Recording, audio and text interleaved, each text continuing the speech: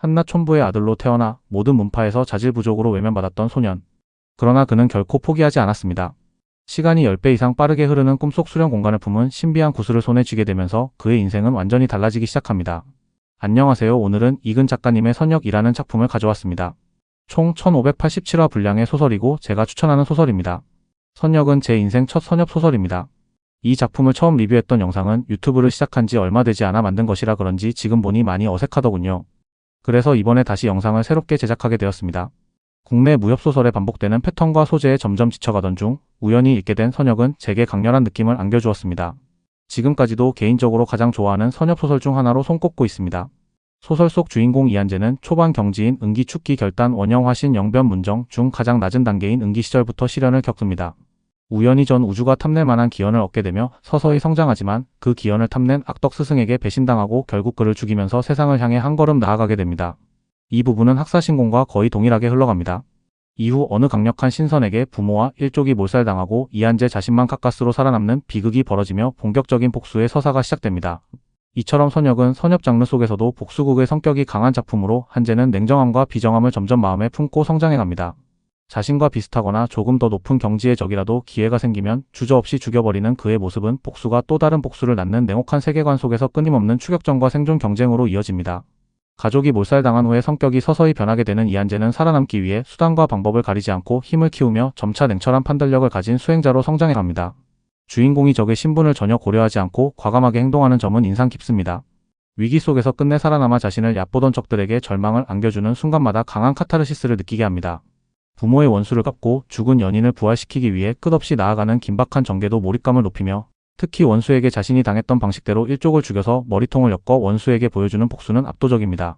오래전 저의 첫 선협소설인 이 부분을 읽을 때는 지금까지 읽어왔던 무협소설과는 확실히 다르다는 것을 느낄 수 있었습니다. 이한재는 자신만의 도를 세우고 경지를 넘어설 때마다 자신을 더욱 몰아붙이며 존재를 다져갑니다. 이제는 하늘조차 나를 막지 못한다는 대사는 그가 이루어낸 성취와 수선자로서의 각오를 강렬하게 드러내는 장면입니다. 학사신공이 순한 맛이라면 선역은 매운맛에 가까운 선협물입니다. 주인공의 냉정함과 선협 세계의 비정함이 여타 선협물에 비해 상당히 강렬하며 매 순간 치열하게 살아야 하고 적은 가차없이 제거해야 하는 구조는 호불호가 나뉠 수 있습니다.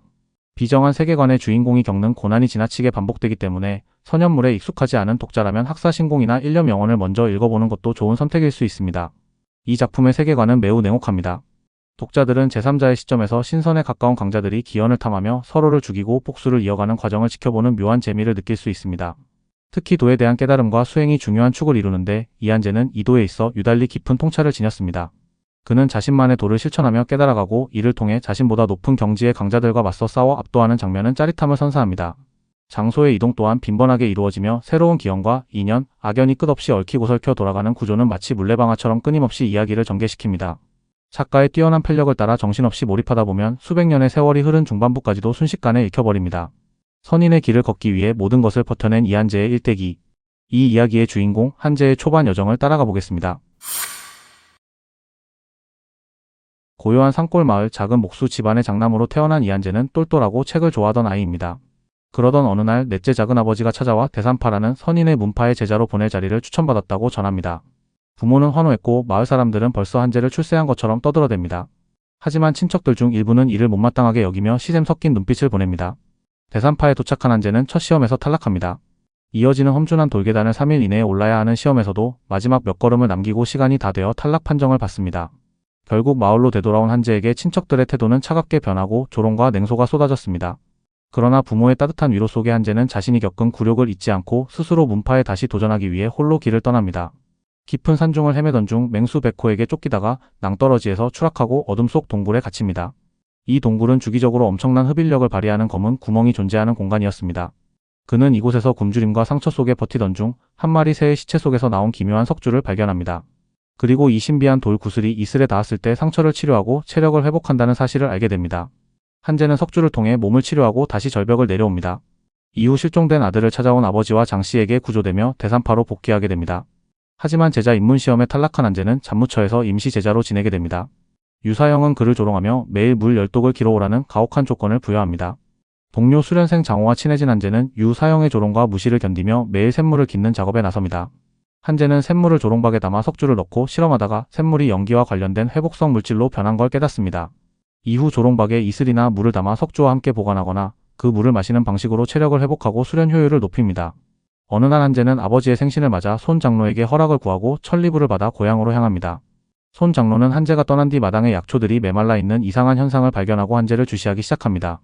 이틀간의 가족들과 따뜻한 시간을 보내고 돌아온 한재는 석주의 구름 문양이 하나 늘어난 것을 확인합니다.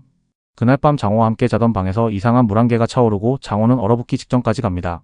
석주가 스스로 물기를 흡수하며 장호를 구하자 한재는 그 능력에 의심과 두려움을 동시에 품습니다. 이후 석주를 숨기고 돌아온 한재에게 손 장로가 찾아옵니다. 손 장로는 한재의 방을 조사하고 조롱박에서 신비한 샘물을 발견합니다. 손 장로는 그것이 연단 제작에 쓸 수 있는 귀한 자원이라 판단하고 한재를 몰아붙이며 추궁합니다. 그러나 한재는 억울함을 호소하며 조롱박을 주었을 뿐이라며 말하고 속으로 분노합니다. 한재는 손 장로의 사심에 의해 정식 제자로 받아들여집니다. 손 장로는 조롱박 속 신비한 샘물을 차지하기 위해 한재를 제자로 삼았습니다. 한재는 이를 간파했지만 정식 제자의 신분을 이용해 선인수를 배우기 위해 받아들입니다. 한재는 장로의 의심을 피하며 서서히 선인 수련을 합니다. 손 장로는 한재에게 더 많은 조롱박을 요구하며 이를 빌미로 영석을 주겠다고 유혹합니다. 이에 한재는 일부러 평범한 조롱박을 손에 들려 장로를 속이고 선인 수련의 단계와 다양한 지식에 대해 물으며 영석을 받아냅니다. 한 달이 지나자 손 장로는 실망하며 한재를 정원에서 쫓아냅니다. 의심을 피한 한재는 석주를 숨겨온 은신처에서 다시 꺼내 실험하며 비밀을 파헤칩니다. 석주를 응시한 채 잠들자 한재는 현실과 똑같은 감각을 지닌 꿈속 공간에서 수련할 수 있는 능력을 얻습니다. 그리고 꿈속 공간에서 수련하면 현실보다 10배 이상 빠르게 시간이 흐른다는 사실을 깨닫습니다. 이로써 한재는 자질 부족이라는 절망적 한계를 뛰어넘을 수 있는 실마리를 찾게 됩니다. 한재는 곧 현실에서 몇 달 동안 꿈속에서는 수십 년을 수련하며 드디어 응기 1단계에 진입합니다. 그 순간부터 몸속 불순물은 빠져나가고 진정한 수련자의 길에 들어섭니다. 이후 잠무처에서 수련에 몰두하며 인력술의 성공률을 높이고 응기 2단계 진입을 위한 구결을 반복 연습합니다. 수많은 실패 끝에 마침내 응기 2단계에 성공하며 또 한 번 체질 변화를 겪고 신체적, 감각적으로 눈에 띄게 성장하게 됩니다. 꿈속에서의 수련은 어느새 1년이 넘었고 이제 응기 3단계 진입을 위해 다음 구결을 찾아야 할 상황에 놓입니다. 한재는 정체를 감추고 제자들 간의 비밀 교역회에서 자신의 연기술을 교환하여 응기 9단계의 구결까지 손에 넣습니다. 한재는 구결을 손에 넣은 뒤 수련에 몰두하며 응기 3단계에 진입합니다. 대산파는 10년에 한 번 있는 합동시합을 준비 중이었고 한재는 남몰래 실력을 다져갑니다. 문파 장문의는 4년 뒤 열릴 현도종과의 교류회에 대비해 모든 정식 제자들을 모아 합동훈련에 돌입한다고 선언합니다. 이에 따라 한재는 응기 3단계 경지를 인정받아 수련을 위해 뒷산으로 향하게 됩니다. 뒷산은 강력한 연기가 흐르는 특별한 공간이며 이곳에서 제자들은 각자의 동굴을 배정받아 장기 수련을 시작하게 됩니다. 한재는 수련용 동굴 하나를 배정받고 그곳에서 본격적인 수련에 들어갑니다. 그리고 동굴 안에서 샘물이 없는 것을 확인하고 조심스럽게 외부 개울에서 연기수를 채워옵니다. 현실 시간으로 2년, 꿈속 수련 시간으로는 13년에 달하는 수련 끝에 응기 3단계에 완전히 익숙해진 그는 더 이상 경지를 숨기지 않고 자연스럽게 자신을 드러냅니다. 4년간의 수련을 마친 정식 제자들은 다시 대산파 대전으로 소환되고 장문의는 그들의 성과를 확인한 뒤 현도종과의 교류 준비를 지시합니다. 한재는 응기 3단계에 이르렀다는 성과를 인정받아 손대주에게 정식 제자로 받아들여지고 검령각에서 비검을 구입하라는 지시를 받습니다. 검령각에서 강력한 결계를 돌파하고 누구도 다룰 수 없었던 금빛 비검 금부를 선택하면서 모두의 시선을 끌게 됩니다. 이윽고 대산파와 현도종과의 합동 교류가 시작됩니다. 그날 하늘을 가르며 천수진해가 나타납니다. 길이만 1000척이 넘는 신수의 위압감은 대산파 제자들을 압도했고 현도종 제자들의 미모와 품격이 대조를 이루며 대산파 제자들의 기가 꺾입니다. 줄거리는 여기까지 소개하겠습니다. 22화까지의 내용이라서 한재의 여인도 등장하지 않았고 별다른 전투 내용도 없습니다. 이후부터는 한재가 숨 돌릴 틈 없이 수많은 전투를 치르며 이야기 전개를 점점 긴박하게 만듭니다. 수선에 재능 없는 소년이 석주를 얻고 어떻게 수련의 세계에서 자리를 잡아가는지 치밀한 설정과 감정선으로 그려냅니다.